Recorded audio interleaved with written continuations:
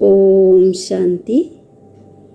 ജ്ഞാനത്തിൻ്റെ പ്രകാശവും ശക്തിയിലും കൂടി വിഘ്നവിനാശകനാകുന്ന മാസ്റ്റർ നോളജ്ഫുൾ, അതായത് സർവജ്ഞനായി ഭവിക്കട്ടെ. ഭക്തിമാർഗത്തിൽ ഗണേശനെ വിഘ്നവിനാശകനായി പൂജിക്കുന്നു. കൂടാതെ മാസ്റ്റർ നോളജ്ഫുൾ, അതായത് വിദ്യാപതിയുമായി മാനിക്കുന്നു.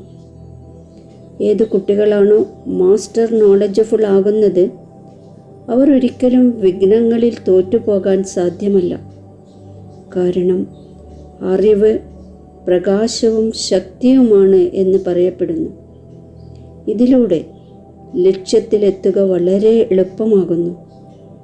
അതേപോലെ ആരാണോ വിഘ്നവിനാശകൻ, ബാബയുടെ കൂടെ കമ്പൈൻഡായി ഇരുന്നു കൊണ്ട് ജ്ഞാനത്തെ സ്മരിച്ചു കൊണ്ടിരിക്കുന്നത്, അവർ ഒരിക്കലും വിഘ്നങ്ങളിൽ തോൽക്കാൻ സാധ്യമല്ല. ഓം ശാന്തി.